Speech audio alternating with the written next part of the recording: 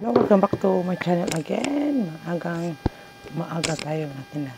Ang oras ay 5:50 na ng umaga. So medyo wala pa masyadong tao sa kapaligiran. So tayo ay mag-haul at saka kunting tayo magtinda. Talk and talk and talk. So ngayon, pakita ko sa inyo sa harapan na medyo tahimik pa ang paligid mo tinda. So silipin nyo at saka yung botika nag-i-open na ng aking asawa. So yun na, wala pa, may namili dalawang tao pa. So himahimayin natin ang tinda ngayon. Ang topic natin ngayon, ano ang kaibahan ng botika at saka yung sari-sari store. Anong napakalaking kaibahan. So ito na yung botika. So ako muna ang nag-open ng butika ngayon. So una makatinda sa butika, ang experience ko na medyo ang kalakaran ng butika, medyo malaki yung kita natin doon sa butika dahil itong mga generics, lalo na kung by box yung bilhin mo, at saka may mga ganun din sa sari-sari store, may mga promo sila, medyo free na mga, halimbawa yung MX3, disclaimer lang, may mga promo sila na dalawang coffee na free. So dagdag kita na yan sa butika. Ganun din yan sa sa sari-sari store. So ang sari-sari store lang, medyo laborious ya, maraming trabahuin na magripak-ripak ka pa. Pero ito namang butika, may mga ripak-ripak din na na-experience ko doon sa una kong trabaho ng butika. Nag-ripak kami ng mga aceton, yung mga malalaki. Yun ang napakalaking tubuan. So sa butika pa ngayon, wala pa kami niyan, hindi pa kami nakarating ng ganyan. So yun ang pagriripa kasi, kung may mga kompetensya ka na, medyo angat-angat ka sa presyo dahil mas mura yung mga kinantiner ng mga liquid na, halimbawa yung aceton. Yun ang na experience, yung mga pang iba yung mga galanicals. So itong sari-sari store, medyo hindi siya kalakihan yung tubo at saka medyo ang daming trabahuin. Hindi pareho sa butika na pagdating ng mga stocks, describe ka na at saka presyo bawat isa.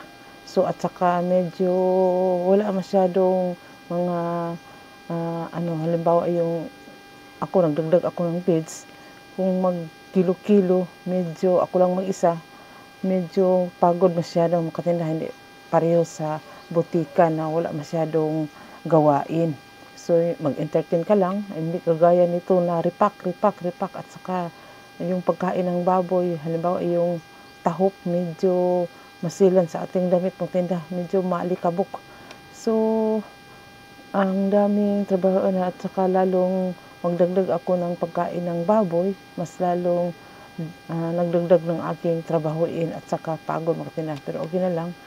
So dapat may kasama tayong lalaki kung sari-sari store. Hindi kagaya ng butika na paisa-isa lang ang namimili. Wala masyadong nag-wholesale kasi paisa-isa, pero medyo malaki ang kitaan. Nakita ko sa aking anak at naobserbaran ko na medyo ang dali siyang lumago. So itong pagbutika makatinda ay medyo desente tayo.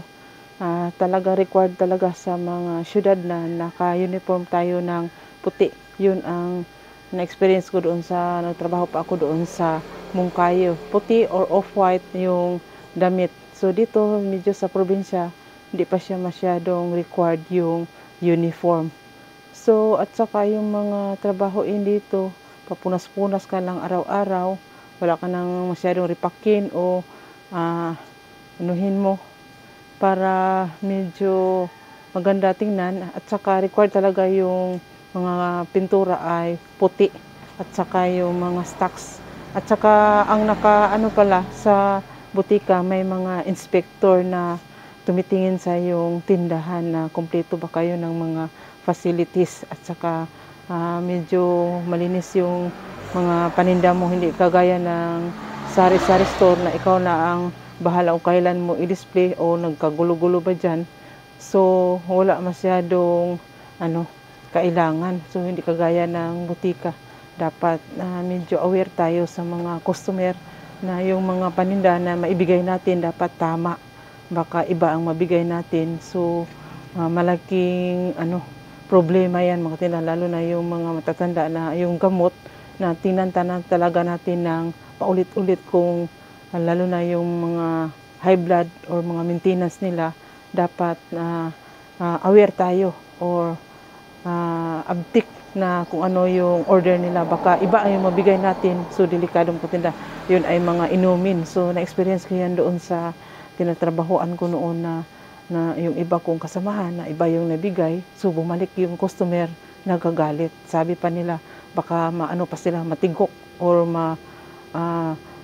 ano bang mangyari sa kanila kasi iba ang naibigay, lalo na yung mga matatanda na kahit na yung bata na basta gamot, dapat careful tayo sa pagbigay ng mga customer dahil iniinom yan, di kagaya ng sari-sari na pwedeng masauli at saka hindi yan mainom, hindi kagaya ng butika matinda. So ang pagbubutika hindi ito hurada-hurada na magtayo tayo, so kailangan din ng pharmacist. Buti na lang yung anak ko ang pharmacist, medyo nakasave ako ng sweldo. So dito tayo sa grocery na ang daming mga kalat-kalat mga tinda. So lalo na itong mga pagkain ng manok, baboy, wala pa akong baboy, manok lang pala, at saka yung mga bigas. So medyo kung hindi mo ito i-arrange, medyo gulo-gulo yung tindahan mo, hindi pa gaya ng butika na medyo arrange talaga, at saka walang harang-harang sa harapan sa atin kung ano ang mabenta sa sari-sari. So ilagay natin lahat sa tindahan. So kung hindi ka marunong mag-arrange, medyo kalat talaga mga tinda. Ang daming mga paninda sa sari-sari store. Ito mga tinda, yung mga sukar, nagripak ako kahapon ng isang sako. So napaka laborious talaga yung mga biscuits. So may mga pilas-pilas na ako dyan. Tsaka itong namang mantika dito na side. So mga kinilo-kilo mo na yan. So ang dami talagang trabahoin sa sa sari-sari store. Kung hindi ka lang matyaga na mag-repack, ay wala talagang matinda. Walang patutunguhan yung natin, sari-sari store. So kailangan talagang magtiyaga, mag-repack at saka arrange. So ng mga paninda, yung mga dilata ko ay naka-arrange talaga yan, at saka itong mga pouch, saka doon yun mga junk foods.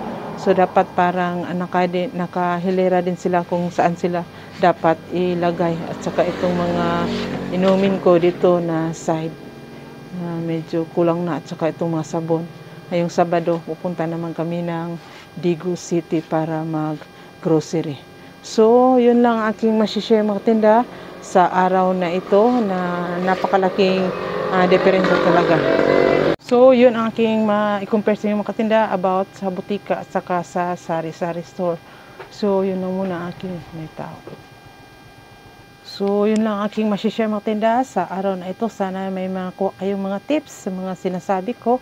At saka salamat sa mga baguhan na nag-subscribe sa akin, at sa mga dati kong kaibigan. Salamat sa inyo, at sana'y lumago pa ang ating tindahan. So humanap tayo ng paraan, kung may pera pa tayo, so hanap tayo ng ibang mapagkitaan natin, kaya hindi habang buhay na itong paninda natin ay lumalago o bumebenta. So yun lang.